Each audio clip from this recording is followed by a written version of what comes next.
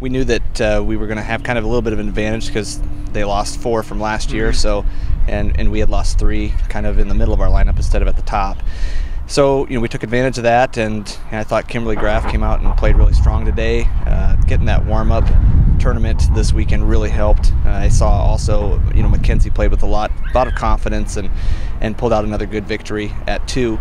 Probably most impressive were Taryn and Ashton at 3 and 4 today. I think Ashton showed no problems at all in singles, and she was very, very ready to go.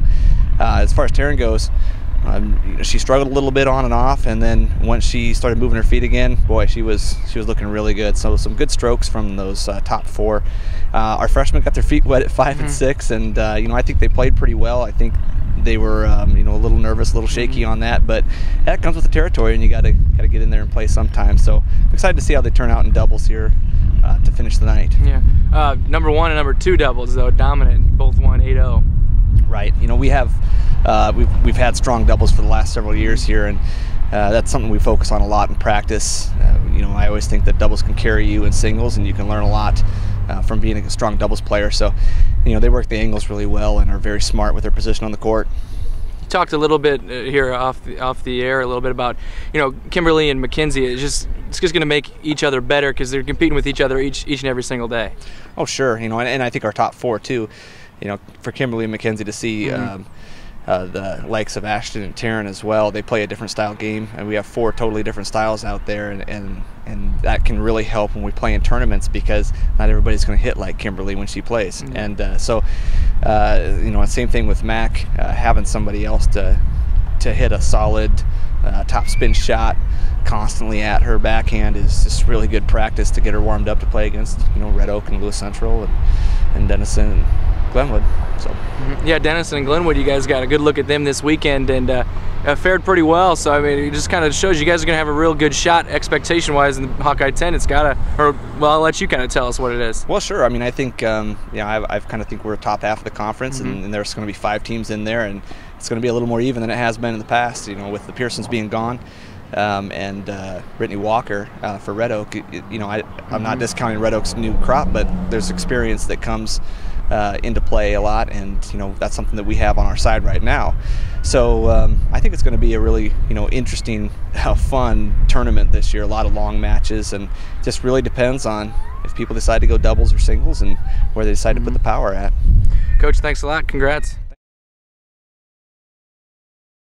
All right, well, it was my very first round of the year, so I just went in. I didn't have too high of expectations. I just wanted to go out there and be consistent, and it went well. I started off a little shaky, but throughout it just went well, and yeah. Talk a little, you tied there with the girl from Shenandoah, Cheyenne Powers. I did. Both shot a 48. Yes. And then you got the handicap hole. As you're kind of listening there towards the end, just kind of take us through the process. I mean, what's it mean for you to just come out here and win your first time out? It's really exciting. I mean, I've played the 3rd spot after Jenny and Sarah, and they were just awesome. They're amazing, and it's really fun to be able to finally step it up and have my turn. So yeah, tell us about without Jenny and Sarah this year, how this team kind of shapes up and what your expectations are. They carried our team, but we have so many girls who can step it up and shoot in the 40s, and I think we're going to do just fine, and it's going to be a good year. Individually, what are you thinking this year as far as goals? Individually, I would just like to keep placing, keep medaling.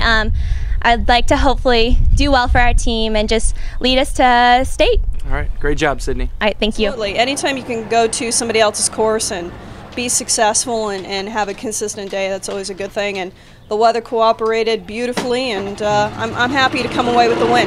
Talk about your first 6 girls and how they kind of fared today. You know, I think we did pretty good. I think each one of them can come up with some things that maybe they need to improve on in the next couple of days. We've got Lewis Central coming up on Thursday, and they're really tough this year. They got some great players.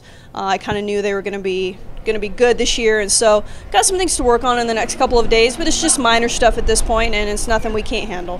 I know you've already been asked about this, and probably will all year long, without Jenny and Sarah leaving. You know, they're obviously 2 fantastic golfers, and what's to you expectation-wise? What's a good expectation for you guys? You know, for us right now, we just want to be consistent. We want to play good rounds every time we step out on the golf course, whether it's practice or for matches. Matches, we just want to play consistently as a team. Each time we step out for a match, we want to get another girl into the 40s, so that by the time we do get to May and we're in the playoffs with districts and regionals, I've got five or six girls who can consistently play in the 40s, and hopefully double those up into some 80s and 90s for us. And Thursday, you said Lewis Central. They're very good. They've already won a pretty big tournament. Talk about what you know about them. They've got some really great girls. They got two twins. The Zerowas twins both shot in the 90s last weekend at that tournament. Kayla Rediker came away with a 79, so she's playing really well. They got another girl, I think her name's Ashley Means, who also shot right around that 98, 99 mark. So they've got some great players. Hopefully our golf course can trip them up a little bit with the tight turns and the course management issues that we have. But, you know, it's our home course, and we're looking forward to playing on it, and hopefully the weather will cooperate. All right, Coach. Appreciate it. Great job.